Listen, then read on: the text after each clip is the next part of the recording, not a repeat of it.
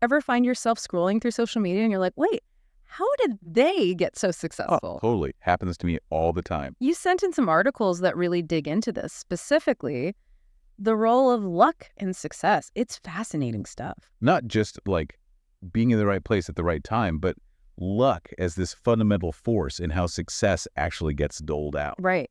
And we're looking at two sources today. A scientific paper, Talent versus Luck. Sounds intense. Well, yeah. But don't worry, we've got you. We're also looking at a more, let's say, reader-friendly article that breaks it all down. Love that. Making the complex stuff clear. Exactly. So, are you ready to take a deep dive into the world of luck and success? Let's do it. I'm ready to have my assumptions challenged. Me too. One of the first things that jumped out, at least for me, was how this research really pushes back against that classic work hard and you'll get ahead idea. It does, doesn't it? And they start by looking at something called the power law. Familiar with that? Yeah, it's like that 80-20 rule you always hear about, like 80% of the wealth being held by 20% of the people. Exactly. 80-20. Yeah. And it turns out that pattern, that power law, it pops up everywhere, not just in wealth. Totally. Like in nature, or even like how many times a song gets streamed online. It's wild. Wild. But here's where it gets interesting. Human talent doesn't really follow that power law. Wait, really? Yeah, think about it. Our abilities, whether it's intelligence or how many hours we can focus, tend to fall into a bell curve.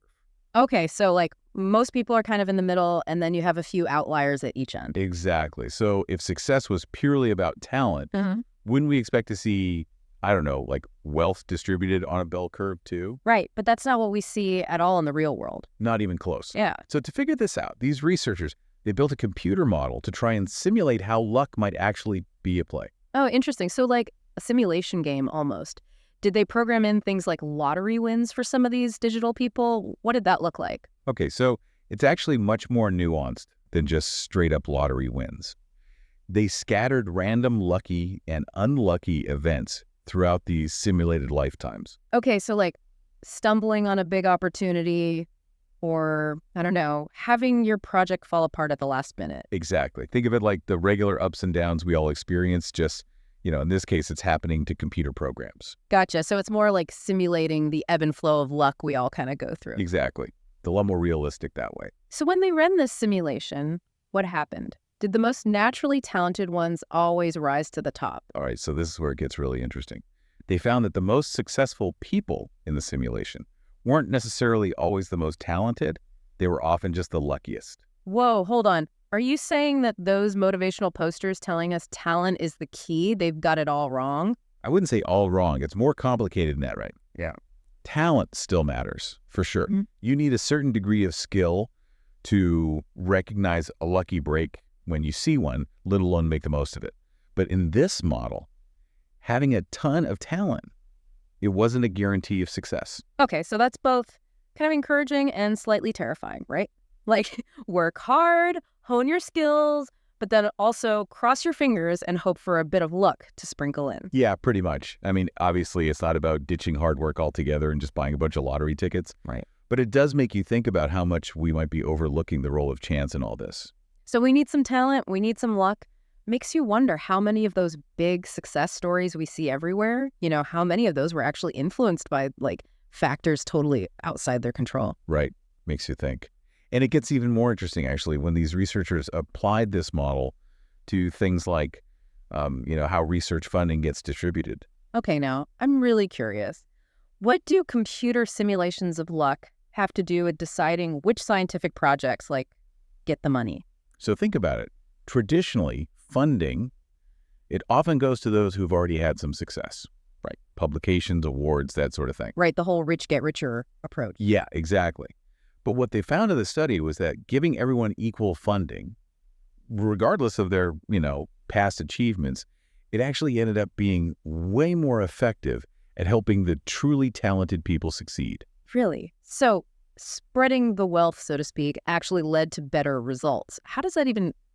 Well, it comes back to that luck factor, right? Mm-hmm. By giving everyone an equal shot, you increase the odds that someone with all this raw talent, someone who just hasn't had those lucky breaks yet, they're more likely to actually get a chance to make a breakthrough. It's like, I don't know, if you only ever water the tallest flower in the garden. I love that analogy. Go on. You miss out on all the potential of those other seeds that are just waiting to sprout, Exactly.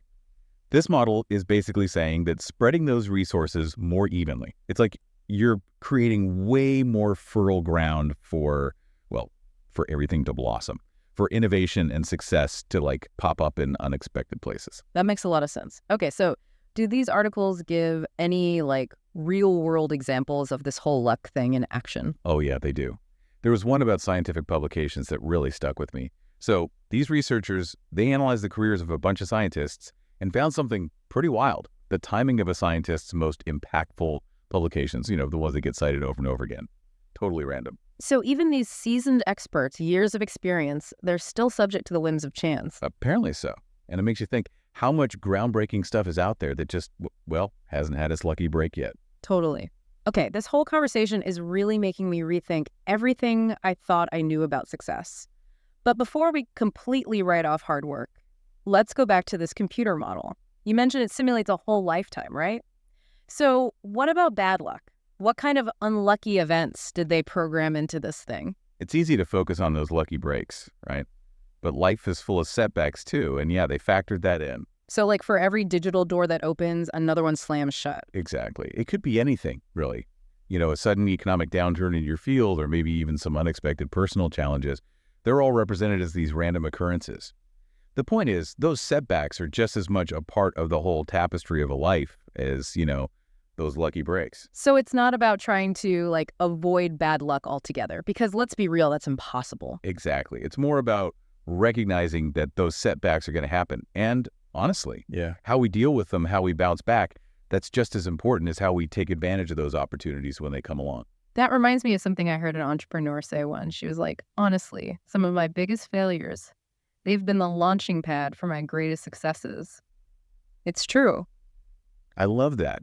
It speaks to this idea that even those seemingly unlucky events, they can totally be reframed as valuable learning experiences. Like they make us more resilient. They help us grow. So I guess the big question is, how do we square this idea that luck plays a role with our own personal drive and ambition?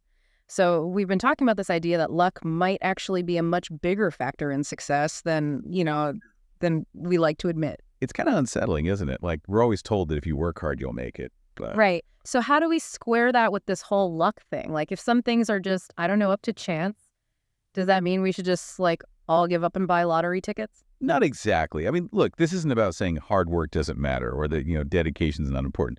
But it does make you think a little broader about all the stuff that goes into success. So it's not that we should just like throw personal responsibility out the window, but... It's more like there's more to the story. Okay, yeah, there's more to the story. I like that. Let's say you're, I don't know, a crazy talented musician. Right. But you spend all your time just like alone practicing in your basement. Okay, so super skilled, but no one knows it. Right. You might be amazing, but you're not getting anywhere without those opportunities to actually like share your talent. You need those lucky breaks, right? Getting discovered or, I don't know, just being in the right place at the right time. Exactly. Yeah. On the other hand, you could have someone with, I don't know, like moderate talent, but they've got this knack for like making connections, creating opportunities for themselves. They might actually find themselves more successful, even if they're not the absolute best musician out there. So talent matters, working hard matters, but then also does luck. Yep. And I guess a lot of times we've got more control over like those first two things. Exactly. And acknowledging that luck plays a role isn't about just like giving up. It's more about how can we use this knowledge? How can we create more opportunities for luck to work its magic in our lives? So putting yourself out there more, right? Like building a network, being open to new things, basically making it more likely you're going to bump into those lucky breaks. Exactly. Which actually brings up another really interesting point. We've been talking about this on a personal level, but if luck really is this powerful force, shouldn't we also be thinking about this on a much larger scale? What do you mean? Well, shouldn't we be trying to make the systems we live in, the structures in our society, fairer? Right.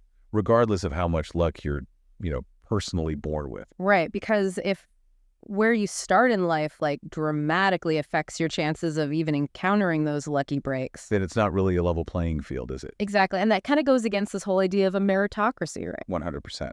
And this is where this conversation needs to go next. It's not about just accepting things as they are.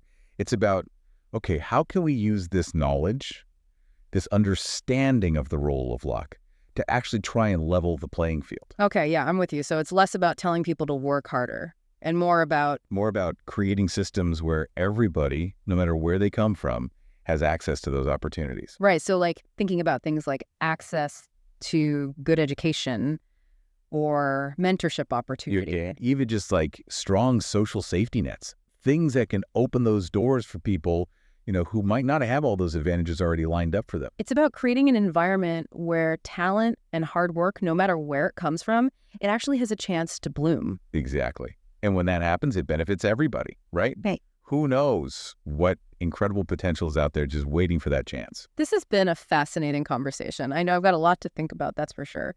Me too. It makes you reflect on your own journey, doesn't it?